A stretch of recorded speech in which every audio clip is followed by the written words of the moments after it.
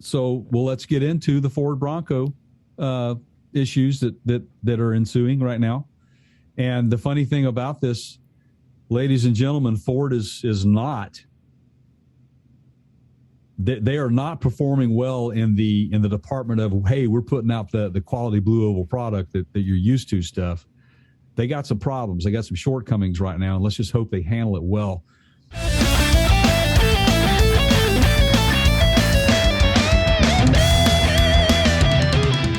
Funny thing is, Keith, is that our good friend Malia over at the tavern approached me just the other day and asked me what I thought about the Ford Bronco.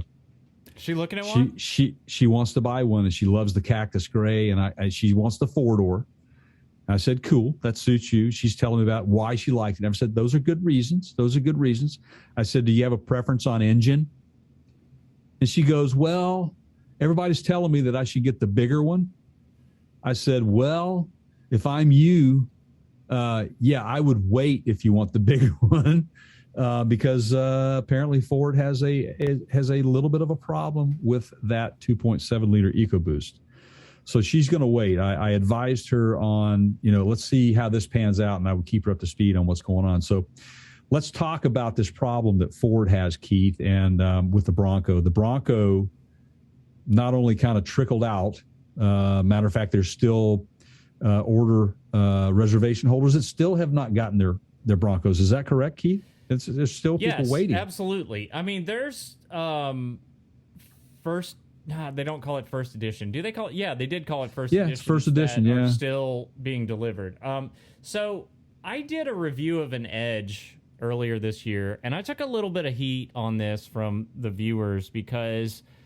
And this is my personal belief, and I don't know how you feel about this, Jay, and we might have differing opinions on this based on what you told Malia, but, I wanted the bigger engine, and I personally feel like for a while, Ford has been utilizing their smaller engines and running them harder. Mm-hmm. And they're holding up, and they've done fairly well. But to me, that engine has to work harder than the larger equivalent. And sometimes you can even make the argument that the bigger engine is more fuel efficient because it's not working as hard. So I have typically been a fan of, give me a bigger engine that I don't have to run up in the higher, at 85% of its capabilities.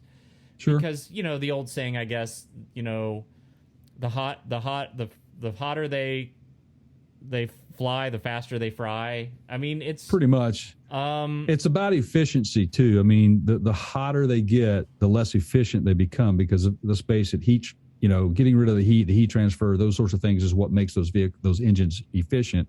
Yeah. And and they've done some really creative things to manage that and to compensate for the heat that they direct injection. There's a lot of different things, going on these things. I'm just not. I don't know. I guess I'm old school. I just am not a fan of these smaller engines trying to do the job in a big off-road vehicle.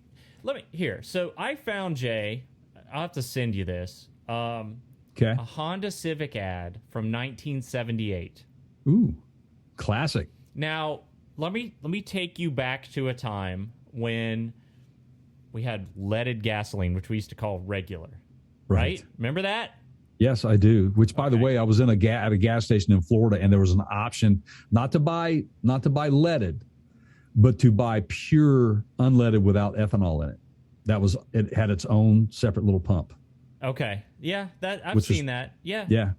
And so not here, you won't see that. We had a similar in the late 70s and early 80s. We had a similar situation that we now have with ethanol, like E10, E15, right. In that we had regular, which again was leaded. We called it regular back then. And then we had unleaded, and then we would have premium, and there were and that kind of put a lot of people out. So Honda's marketing people basically produced this Civic and leveraged the fact that it would just run on whatever you put in the tank. Okay, it didn't have a catalytic converter, so you could put regular, which is leaded again, in it. Okay, and this is okay. So where am I going with this? Right, that's a smaller engine, but it was designed on a smaller vehicle. And in 1978, you want to guess at this, or you just want me to tell you, the highway EPA estimated highway and city Probably miles? 50, probably 52. It was actually, with the manual, it was 30 highway and 23 city. Oh, geez, but now, hang on. The Civic CVCC, which was their 5-speed. Yeah. So the 1200 was the 2-speed. Right. That's the one I just gave you, is 23 and 30. That's a little run around town car. Yeah. The small one, right? Yeah. So the 5-speed, you're very close. 47 highway, 37 city.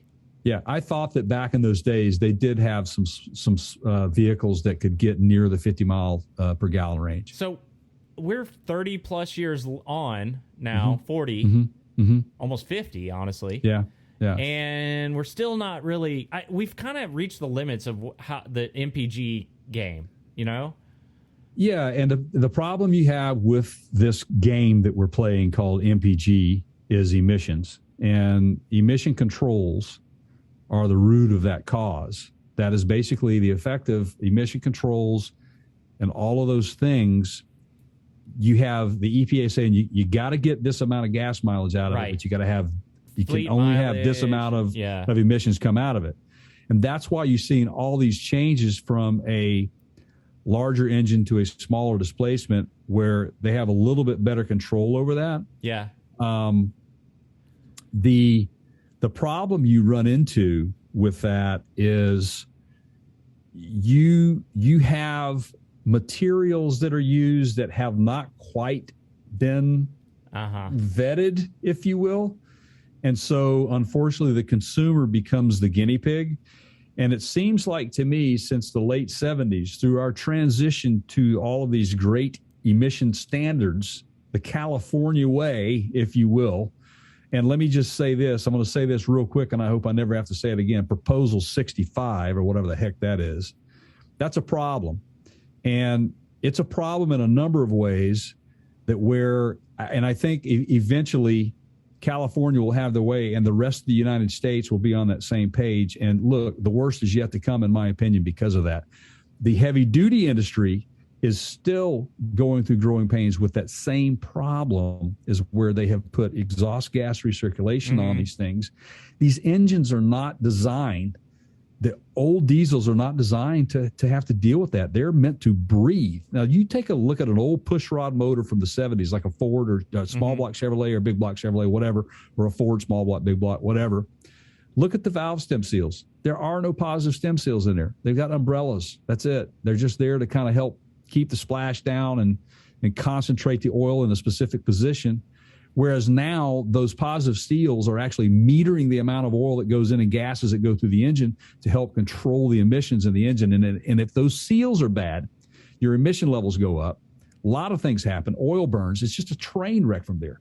So there's a lot of things that can go wrong with these newer vehicles, and that's where the problem lies. It's like a refrigerator. Let me just give you one more analogy. A refrigerator has one sole purpose: to keep food cold and make a little ice occasionally, right? The old-fashioned one where you had the top door and it had the ice trays you put in. I like this. Yeah, I know. Okay, you got ice trays. You filled them with water, and you put them in, and you had ice cubes like an hour later. I love this. Okay. Today, we have these automated through-the-door ice makers. You want to make a latte. Margarita. Yes. Oh, by the way, let's check and see what the weather's going to be like today. You got all this stuff. So the more stuff you put on these things, the more it's going to break. And guess what? Those fridges cost refrigerators are now what? $4,000 or $5,000? Yeah, easily. Right. Yeah. They're easy. $4,000 or $5,000 for these things. So be careful what you ask for. Right. And that's the case. So thank you for rescuing me from almost heading down a confusing path for our viewers and listeners. Are you sure? you knew where I was going with this. Yeah. You helped steer it back to make the point, which was, this is sometimes mandated at a federal level, at a government level. And they've many times in the past come back and said, hey, car manufacturing industry, the rules are changing and you've got 5 years. And if you don't, we're going to find you, figure it out. And they don't have like David Copperfield on their payroll. So it's not like they can just sort of magically come up with a solution. Right. Although maybe that's the way to go coming forward, right? Right. So they have to basically make, I don't want to say they cut corners, but they have to make compromises, right? Yeah, and if you're going to require that Jimmy Buffett margarita machine in the door, now it's going to take the place of extra ice cube space or something, and it's no exception here. You know, if you're going to force Ford to have fleet mileage, and they've got to have these smaller engines that they've got to slam in these Broncos, well, we're going to get into problems, and we're about to tell you that there's a pretty significant engine problem that's coming to surface with these Broncos, but. And you guys, this is proof, if ever there was proof, that we are not in the tank for EVs, right? Like, so we're out here kind of just being agnostic and presenting the facts. We get a lot of hate sometimes from the internal combustion people. We do. Yeah. Of our industry, we do. And first off, I'd like to give a nod to our friend Dave over at AERA. I will say this for any of you who are AERA members, and if you are not, this is what these guys do. They share quality information about new and or old vehicles for the sake of that machine shop that has to work on these failures that are coming in. If, let's say, Ford farms them out and they're not doing them internally, there's going to be a machine shop that they contract that has to do the work on these things. But they are on top of this situation, and they provide a lot of information for the aftermarket and or consumers that are owners of these things. So the bottom line is nearly 26,000 Ford full-size Broncos with a 2.7-liter Ecoboost engine V6 in it. The NHTSA is filing for these complaints that have come their way in regards to the engine failures, and we're going to talk about both reasons. 25,538 Broncos potentially have catastrophic engine failure. Let me just give that to you guys again. 25,538. That's a lot. We're not talking about a bad fuel pump. We're not talking about a battery connector issue. We're talking about complete catastrophic engine. You're going to have to replace the whole engine. Right. Absolutely. And it happens. You can't just do the top half, right? You're going to have to replace the whole thing. Yeah, because catastrophic failure, basically, if you tag a valve or a valve breaks or whatever, it goes through the block, and next thing you know, it's just boom, you're done. You know, it's done. You're completely destroying the whole engine. There will probably be some salvageable components there, and potentially maybe the head or the block. But a lot of times when you have a catastrophic failure like that, man, especially a turbocharged application. But Ford's not going to pay their mechanics to take these things apart and salvage parts. They're going to have them send the bad one. They're going to replace them. Drop in a replacement. They're going to drop in a replacement engine. Yeah. That's why NHTSA is involved in this, and they're filing. Ford is under investigation right now, is the way I understand it. Now, when the first recall or the first notion of this came about, you had vehicles that were failing anywhere from 900 miles brand new up to around, say, 9,000 miles. That's the range. Anywhere between, say, 1,000 and 10,000 miles, they were having engine failures. And Ford basically said that they located the problem, that they were utilizing cheaper suboptimal valves that were acquired from a new supplier that apparently didn't properly validate the product. I'm not sure I'd buy that. We've done this before too. This is, well, let's just go back to this one for a second. Right. You have supply chain issues. You have vendor A, supplier A. You have supplier B, supplier C. We just covered this with RJ and Rivian, and him having to call 3 or 4 different suppliers and going, hey, supplier A's giving me 20,000. What can you guys get? Surely you guys can give me 20 to 25,000. Right. When you get to the supplier D or C or D, there's a reason those are. I'm quoting you here, Jay. There's a reason those are supplier C and D and not A or B. Right.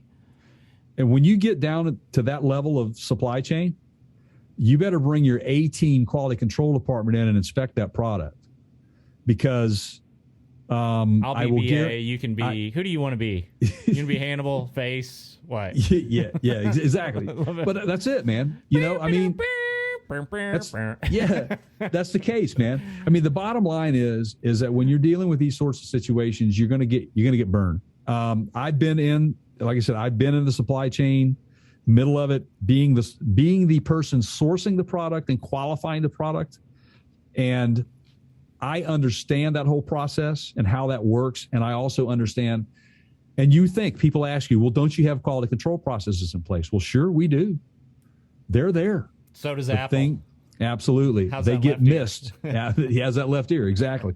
But that's the case, man. So here's the thing. I am not real sure that the valve was initially the problem anyway. I think that the valve could be a result of the other problem, which the issues aren't exactly new to Ford, because they have the same problem on the 3-liter V6 Ecoboost, which basically is, I think it's a different version. It's the same as the 2.7. It's just a different bore, I think. But they had problems with the oil pan. Basically, the pickup tube would draw air. It would not, and it's not really cavitation. Cavitation and aeration are two different things. It's kind of like pseudo cavitation, if you will, where air is actually introduced in to it because the oil level drops below the pickup, so air comes in. What happens when that occurs? Well, you can seize components, a valve sticking in a valve guide and a piston, or just it's back and forth, and it ramps really hard based on the curve of the camshaft. And when that happens, the valve goes through these, what they call hard dynamics, and it's just pounding against the seat and slamming until the fillet blend area, it flexes on you. It wants to pop the head off. When that first started occurring on these initial failures, nobody could tell me, was it the intake valve? Was it the exhaust valve? And what does the valve look like? Did the valve stem have scuffing on the stem where it was sticking inside the valve guide? Or was it more of an impact? What did the tip look like? What is the dynamic going on? What does the valve look like? That valve will tell you all you need to know. We never got that revealed to us. I understand why. It's Ford. It's their business, not ours. Their job is to fix the problem and make you happy, not to necessarily explain all of the occurrences, only other than that it is their fault.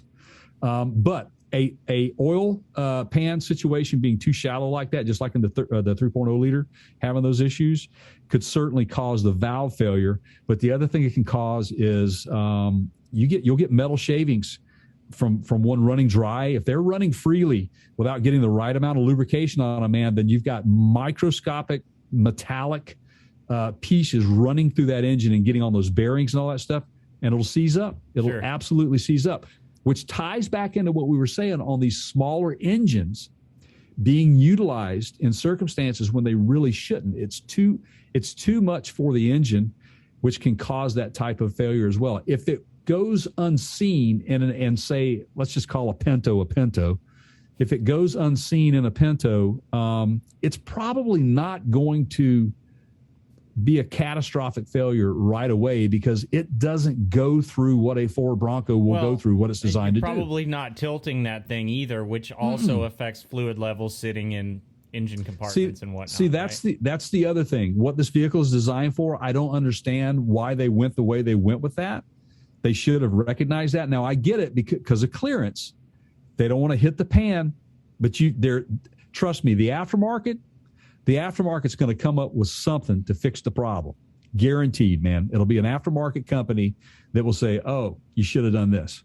We'll see. I'll tell you what you do. You just take them dang old spark plugs out in that little hole. You just put a little oil around there, just like Bobby Unser says. It's like it go boom, boom, just like that. Exactly, man. Put Boomhauer on the job, man. So, okay. I love it. Do you know, I could not find where Ford has done any official recalls on this yet. Is that true? Are you aware of any? I am not aware of any official recall. As soon as the reported valve failures started happening, all I could find was the trail of communication between dealerships and Ford about it. There was no fix initiated or anything like that. They were just letting everyone know they were investigating the problem and that they would get back to you. But at this time, there was no recall. So normally, ladies and gentlemen, in these circumstances, we would give you a recall procedure. We'd give you a number. We'd give you something, okay? At this point, because Ford has not made an official recall and it's still under investigation, the best we can offer is make sure you hit the subscribe button on our YouTube channel. subscribe to the podcast. This will come up again. I guarantee you this will come up again. Make sure you're tied into us. We'll give you an update. Yes, definitely.